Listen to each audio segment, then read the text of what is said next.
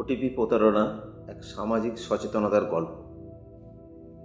অভিজিৎ ছিল একটি সাধারণ যুবক, বয়স মাত্র 28 বছর। কলকাতার একটি বেসরকারি সংস্থায় চাকরি করত।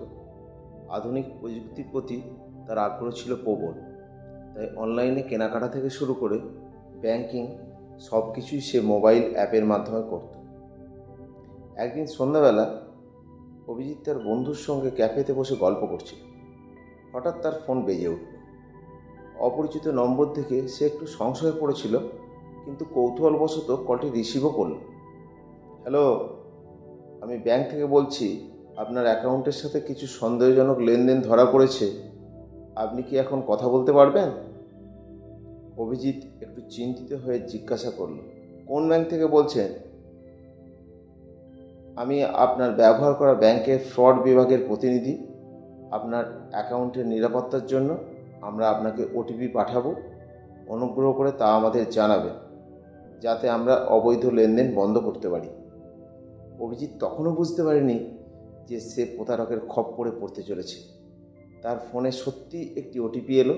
সন্দেহের কোনো অবকাশ ছিল না, কারণ ওটিপি ব্যাংকের নামেই এসেছিল। সে নির্দ্বিধায় ওটিপি বলে দিল।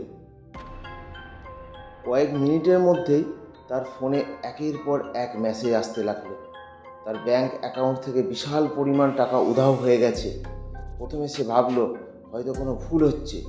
সঙ্গে সঙ্গেই ব্যাংকের কাস্টমার কেয়ারে ফোন করলো। আপনার ওটিপি কি কারোর সাথে শেয়ার করেছেন? হ্যাঁ, আপনারাই তো ফোন করে জানতে চাইলেন। না, আমরা কখনো গ্রাহকের কাছে ওটিপি চাই না। আপনি প্রতারণার শিকার হয়েছেন।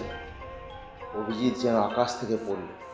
তার ব্যাংক অ্যাকাউন্টে যে সঞ্চয় ছিল তার বেশিরভাগটাই হারিয়ে গেছে। সে দ্রুত থানায় অভিযোগ জানালো, কিন্তু পুলিশের তরফ থেকে বলা হলো এই ধরনের প্রতারণার তদন্ত করা বেশ কঠিন। অভিজিৎ খুব হতাশ হয়ে পড়ল। এতদিনের কষ্টার্জিত অর্থ এক নিমেষেই উধাও হয়ে গেল। অফিসেও তার মন বসছিল না। পরিবারের কাছে সত্যিটা বলতে সংকোচ বোধ করছিল। তার এক বন্ধু তাকে পরামর্শ দিল, এটা থেকে শিক্ষা নাও। প্রযুক্তি আমাদের সুবিধা দিলেও তার সঙ্গে প্রতারণার ঝুঁকিও থাকে। ওটিপি কখনোই কারোর সাথে শেয়ার করা উচিত না। অভিজিৎ নিজেকে একটু ধাতস্থ করল। এরপর থেকে সে অনলাইনে যে কোনো লেনদেন করার আগে সাবধানতা অবলম্বন করতে লাগলো। বন্ধু বান্ধব, পরিবার, সমাজকর্মীদেরও সে এই প্রতারণার কথা জানালো, যাতে তারা সচেতন থাকে। এই ঘটনার মাধ্যমে একটি গুরুত্বপূর্ণ শিক্ষা পাওয়া যায়। ব্যাংক বা অন্য কোনো প্রতিষ্ঠান কখনোই ওটিপি বা পাসওয়ার্ড চাইবে না। যদি কেউ ফোন করে ওটিপি চায়, তবে নিশ্চিত থাকুন সেটি প্রতারণা। আপনার টাকা নিরাপদ রাখার জন্য কয়েকটি গুরুত্বপূর্ণ পরামর্শ। 1 নম্বর হলো, ওটিপি কখনোই কারোর সাথে শেয়ার করবেন না। দ্বিতীয়ত, অপরিচিত নম্বর থেকে আসা ফোন কল বা মেসেজে বিশ্বাস করবেন না। তৃতীয়ত, যদি সন্দেহ হয় সরাসরি ব্যাংকের কাস্টমার কেয়ারে যোগাযোগ করুন। চতুর্থত, নিয়মিত আপনার ব্যাংক স্টেটমেন্ট চেক করুন। পঞ্চমত, সন্দেহজনক কোনো ফোন কল পেলে পুলিশের সাইবার সেলে অভিযোগ করুন। অভিজিৎ নিজের ভুল থেকে শিক্ষা নিয়ে আরও সাবধান হয়ে গেল।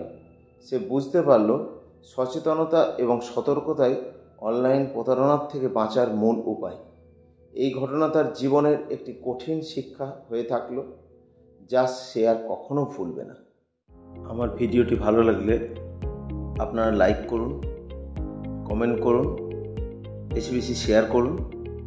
আমি আরও যাতে ভিডিও বানানোর উৎসাহ পাই, সেই জন্য চ্যানেলটি অবশ্যই সাবস্ক্রাইব করুন।